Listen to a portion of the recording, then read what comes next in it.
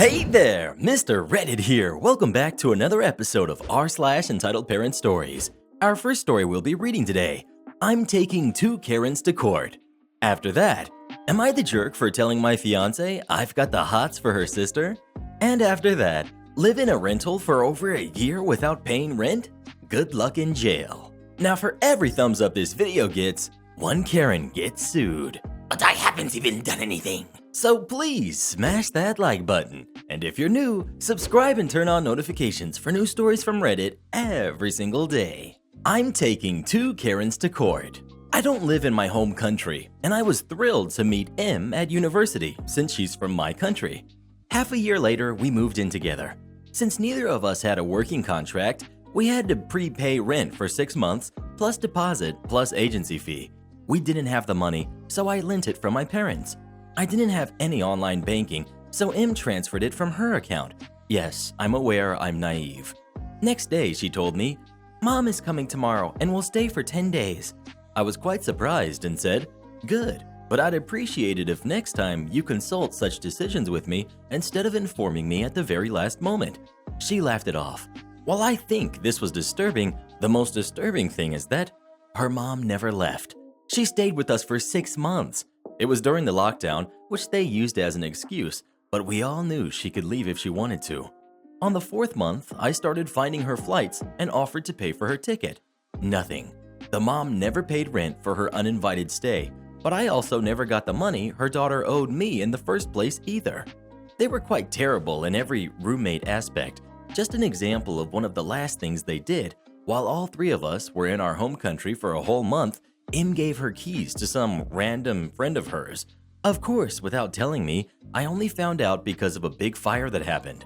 Are you stupid to tolerate this behavior? You will ask. The thing is that every time I addressed a problem, they would make it seem as if everything was some misunderstanding, or that I was exaggerating, or they would just deny very obvious, undeniable things. At some point, I would just question my sanity. Things escalated even more. And eventually, I found myself a new apartment in a matter of hours. I just moved into the first one I found.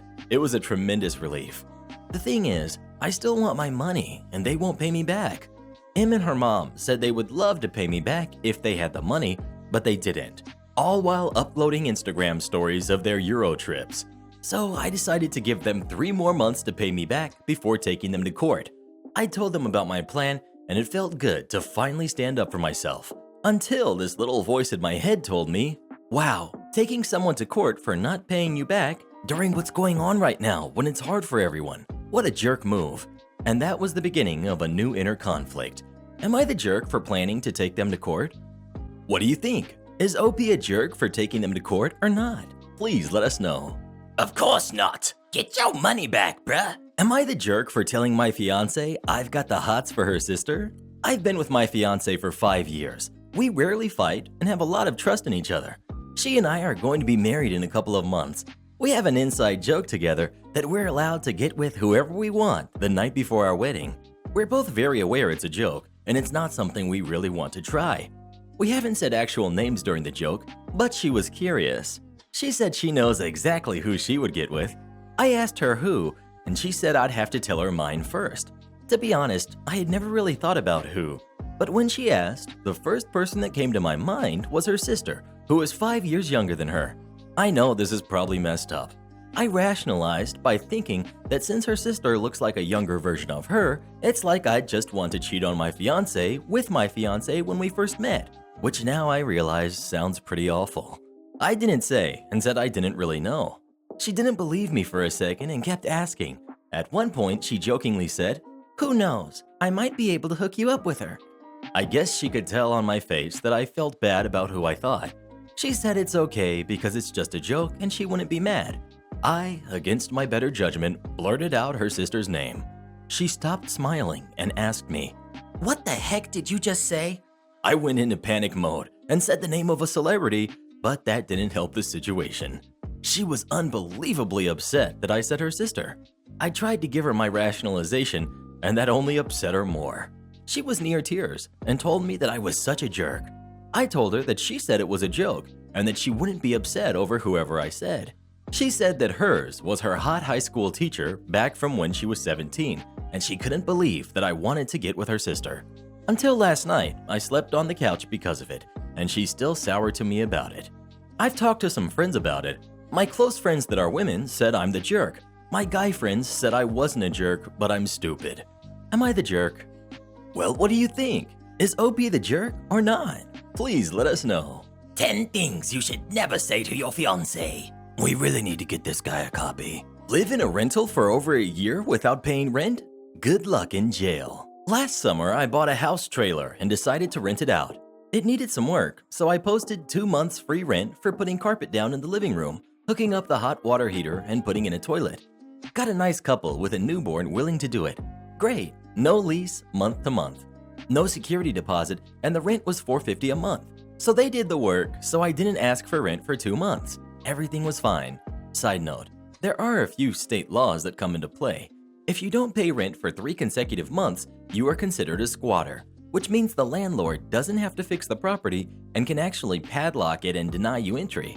If you're on house arrest and get formally evicted, you could be violated for it. Also, you can be formally evicted even if you've already moved out, so the landlord can get rent due.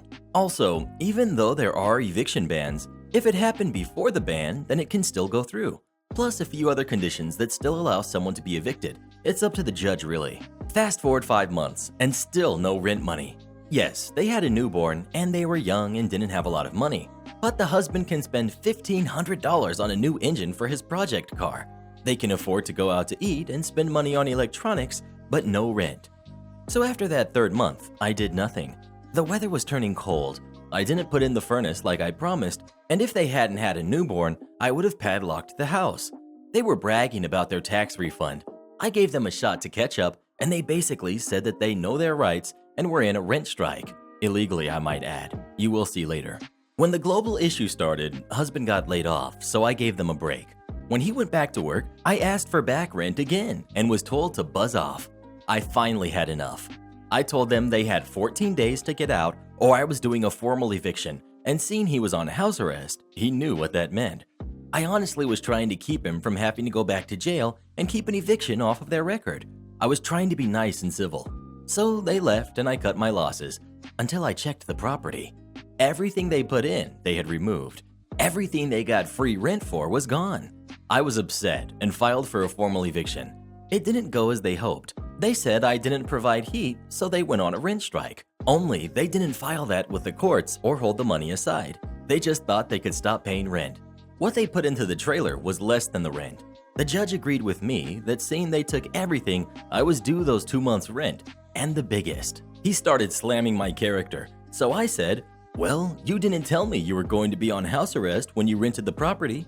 Before then, the judge looked bored, but he perked up. He asked them if that was true. They responded that it was true and he was ready to make his ruling.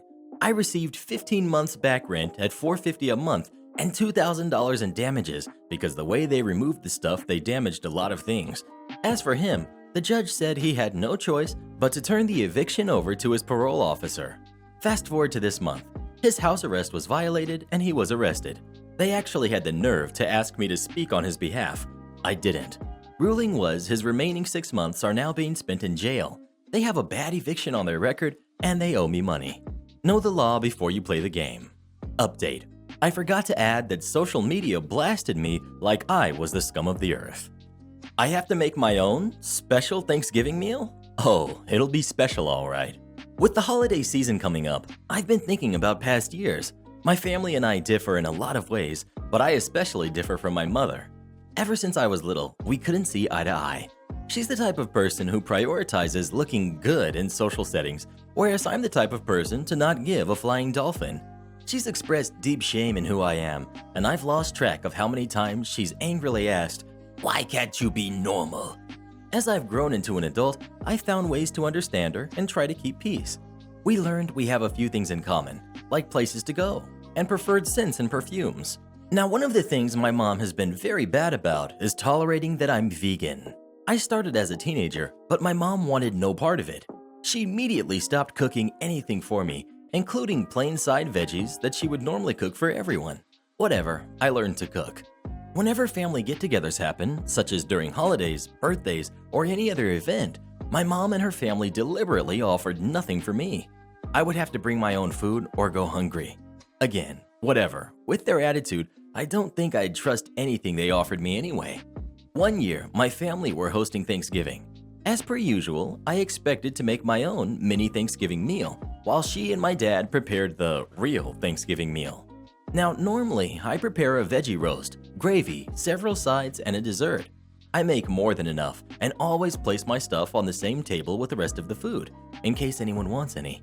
Every year before, nobody else wanted anything. Weeks before the holiday, my mom did her annual tradition of reminding me to make my own food because she won't make anything for me. I already had recipes lined up and, until she said something, was feeling pretty stoked about what I had planned. Her unnecessary reminder only served to upset me. I made a new, more maliciously compliant plan. Fast forward to Thanksgiving. It's going pretty normal. Annoying relatives, loud TV blaring, my parents and I trying yet again to somehow share the oven. Just before the meal was to begin, some last-minute guests arrived. Two of my dad's cousins had traveled a few hours to get here. I barely knew them, but that was about to change. Shortly after, we were bonding up a storm. We had some overlapping interests, agreed on politics, and they wanted to try my food. Sure, but I had to warn them, the gravy is a bit special. See, what my mom doesn't know is that when she reminded me to cook, it actually reminded me that I had made some canna butter using vegetable oil just the other day. I figured, forget it. If nobody's going to eat any of my food anyway, I might as well get buzzed off of it. So I looked into vegan gravy recipes and used my special oil. When I explained the situation to my new favorite relatives, they thought it was hilarious. They also immediately wanted to try my gravy. We ended up chilling around the fire, laughing like old best friends. They promised never to tell anyone what I did. We now look forward to seeing each other every year. I haven't added any special ingredients to my big meals since then, but they still make space on their plates to try everything I make. Speaking of Thanksgiving, what's your favorite thing to eat on Thanksgiving? Please let us know. I could go for some stuffing and gravy right now, maybe some cranberry sauce. Am I the jerk for quitting my job after not getting a promotion? So I, 28 male, have been with my company for 6 years. I make great money, love the company and my colleagues, and intended to spend the rest of my career here, but they overlooked me for a promotion and it changed everything.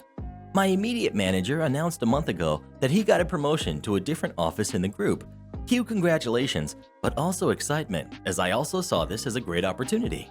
I know the job inside out, have great relationships with my colleagues, and I have the top client earnings by far of anyone.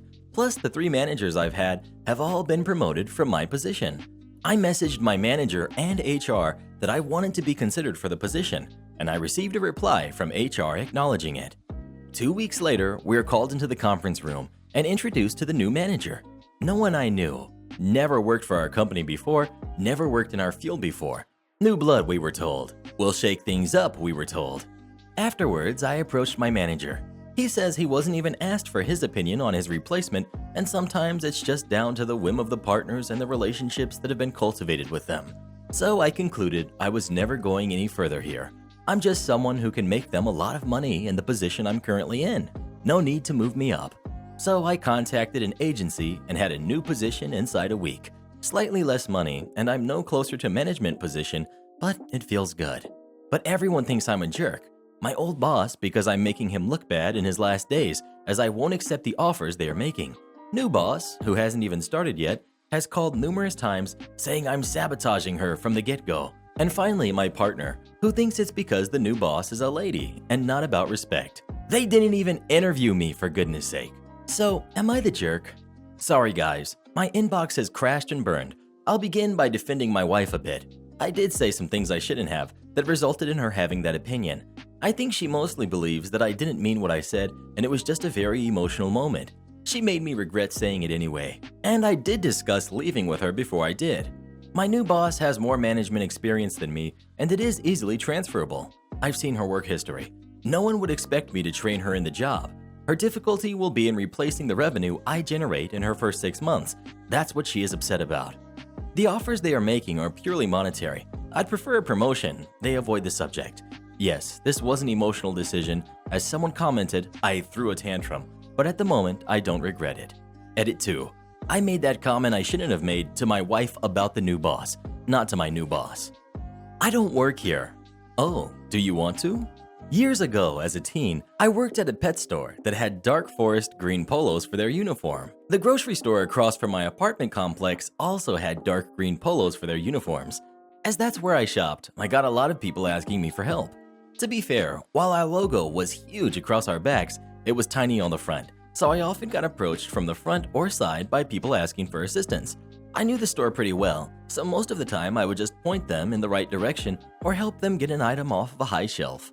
My previous job had been at a different grocery store, so I would even occasionally help bag groceries for people if the line was long and I was impatient. They always seemed to have a lack of baggage clerks. Anyway, one day I was only buying soda and an elderly lady had a full cart in front of me. This was way before self-checkouts and no express lines were open. So I put my soda on that little pull-out thing registers have and started bagging this lady's like 100 plus items. I chit-chatted with both the cashier and the lady for a bit while I worked. Finally, I got everything in her cart and asked if she needed help out. She said no. Her husband was waiting outside and would help her load it. I told her to have a great day. At this point, a woman walks up in store uniform. She smiles at me as the cashier starts to ring me up. Hi, can't remember her name. Let's call her Mary. That was some really good customer service. Me. Oh, thanks. I don't think much of it as the cashier tells me my total. I pull out my wallet to pay. You're off work? She asks, eyebrows raised. Oh yeah, just going home. Wow, what's your name? I tell her. That's fantastic. Even helping our customers even after your shift has ended. Light bulb slowly starts to come on in my head. I haven't gotten a chance to meet all of our employees yet, but if they're anything like you, this is going to be a great store to work at. Turns out, Mary was a transferred supervisor from another store and was trying to meet all of the employees. I laughed, not in a mean way, just was surprised. I pointed to the small logo on my shirt. She started to turn a little red. Not much, but a hair. I apologized for the confusion and just told her that I don't mind helping out when I can. Mary. Well, you're not by chance looking to change jobs, are you? I could really use people like you here.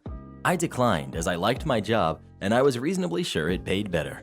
But the next year and a half until I moved and changed stores, anytime Mary saw me, she would always say hi and asked if I'd changed my mind on her offer. Am I the jerk for not giving my parents a bad report card? In high school? I cannot believe I'm writing this as a 27-year-old man, but I am genuinely retrospectively in trouble with my parents right now. I was just on my break at work today, got my phone out, and I saw a text from my mom that said, "Call me now," followed by a whole bunch of missed calls and a text from my dad going, "What the heck have you done?" I wasn't really able to call them to find out what was going on because I don't get long breaks, so I replied asking what was up and that I could call them/come by when my shift ends. I was more than a bit panicked. I don't care how old you are. Parents freaking out about something makes you feel about 15 again. So I finish up work and go over, and the upper floor of the house is chaos.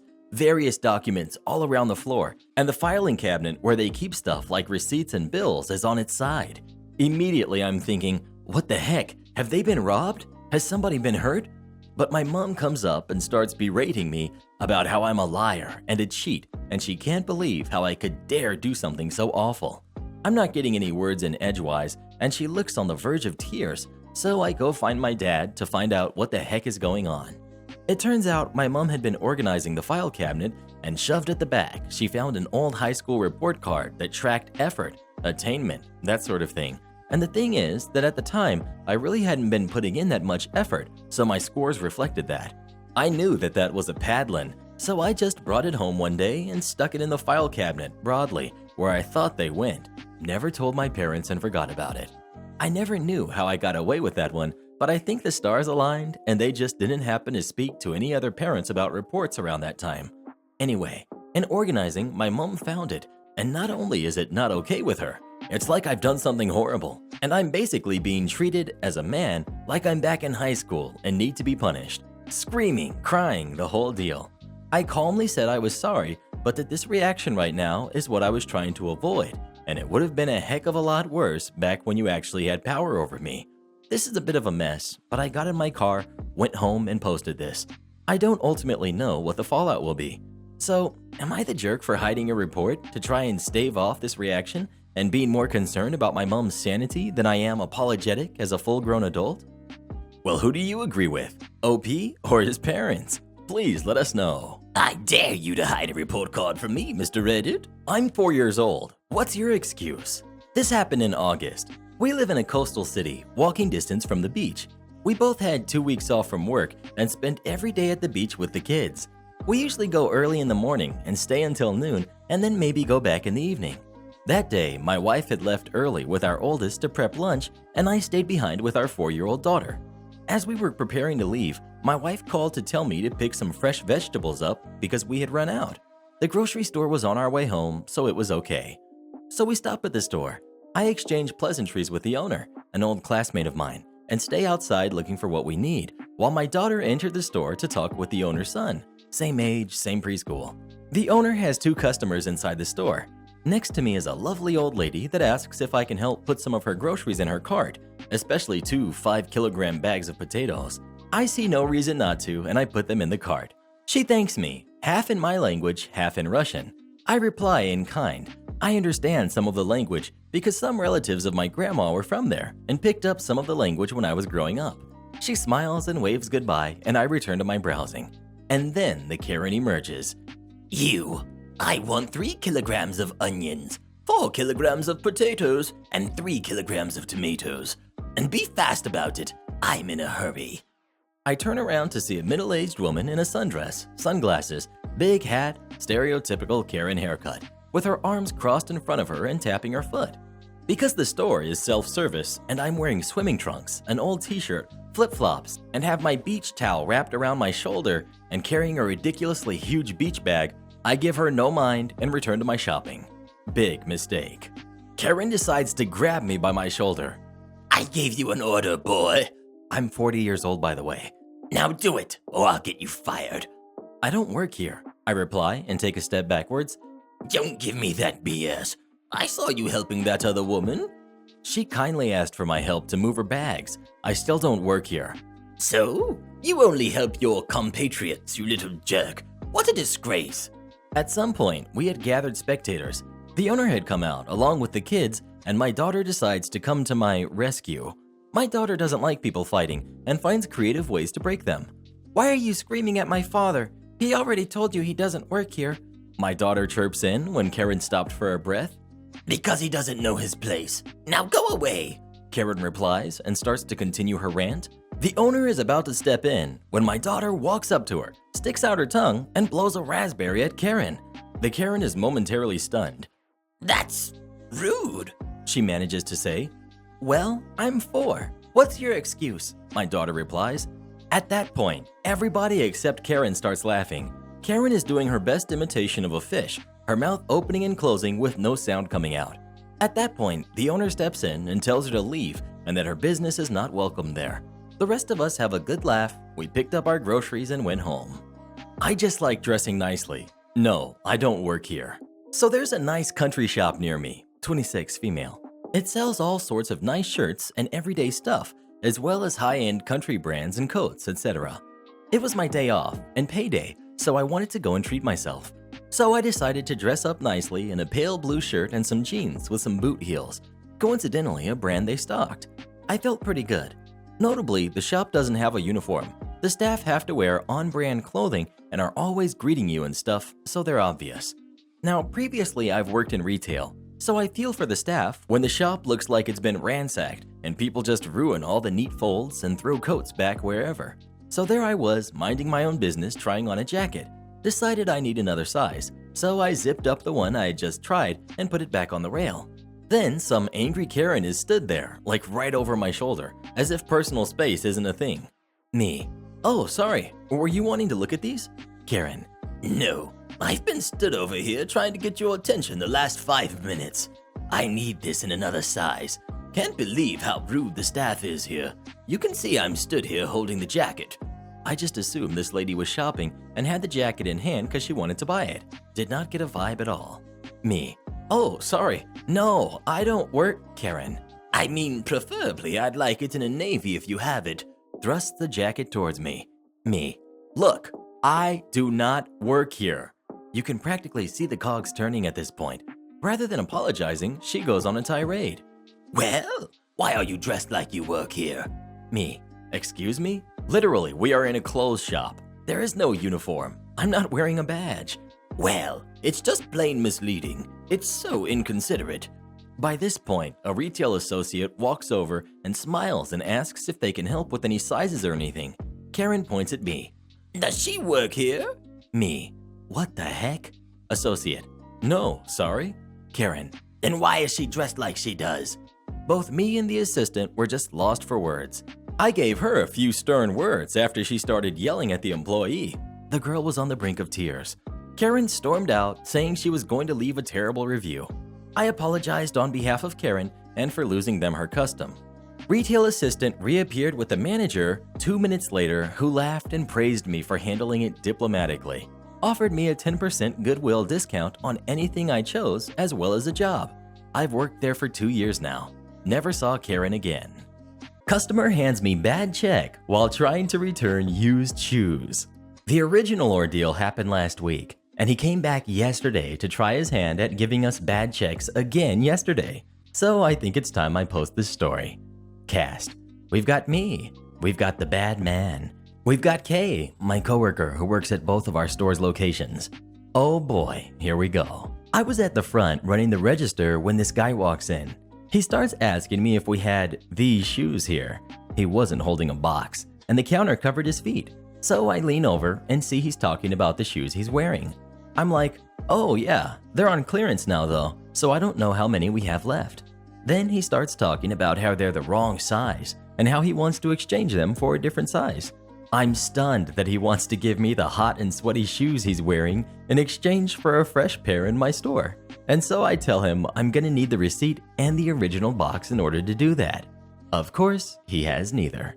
If you have a return for a clothing item, especially shoes, you don't wear it out on the town and then come strolling in with it on your body, looking to get a new one in exchange for your old sweaty ones. Our return policy is about to change, so I was done with this type of return fraud. Knowing that I have no intention of accepting this return without the vital components, he goes around the store shopping. When he comes up to check out, he's holding some shorts, shoes, different than the ones he originally wanted, and a reel that he had my coworker spool up for him. And so we begin checking out, in which I ask if he's a member. He says he is, so I attempt trying his name and phone number, yet nothing comes up. He's already starting to get weird by now, saying that the girl from yesterday must have intentionally mistyped his information to make him look bad. I was the only girl here the day before, so no sir, I didn't do that. So we skip it because he's starting to make me uncomfortable and I just wanted him out. The customer behind him is watching intently, looking taken back by this guy's odd requests and attitude. It's time to pay, and he pulls out what appears to be a checkbook. He asks for a pen and I give it to him, and when he's done he hands it to me and asks if we accept business checks. I'm looking at it and ask if this is supposed to be tax exempt. He gets all jumpy and says yeah, but before I can ask anything else, he's like, wait, let me go get my other checks and try to find the receipt for the shoes. So he quickly goes out the door and I take the next customer on the other side. This other customer is in disbelief still, wondering what this guy's deal is. He heard the thing about wanting to return the shoes that are on his feet and is laughing about how disgusting that is and how he hopes I wouldn't take them back. We have a good laugh, and when he leaves, Bad Man is walking back through the doors. He's holding a checkbook that still doesn't look right and asks for a pin again. This check is pre-typed, and he starts changing the number 1 to 4 with a pin. When he hands it to me, I'm looking at it in awe, wondering what I'm looking at. The name doesn't match. The date is wrong. Routing numbers are going sideways. It isn't made out to our business, and this man changed the type amount to a different amount with a pin on top of the original amount. He also wrote his license number on the top and something else, but it doesn't matter because the whole check was trashed. He starts saying, oh yeah, that's my wife's name, and I wrote the license number so you know it's legit. And I'm just like, let me get the assistant manager up here. She comes up, and by taking one look at it, she's like, no sir, we are not taking this.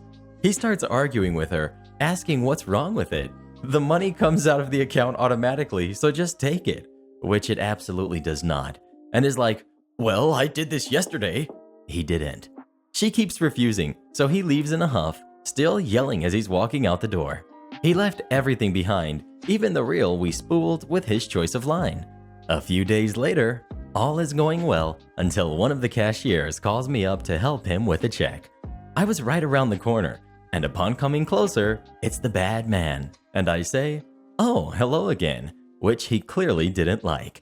He was already jumpy about our younger cashier not just accepting it, and now when he sees me walk up, he didn't even acknowledge me because he knew what he was trying to do again. So I start looking at it, and I'm like, gonna need to get another manager.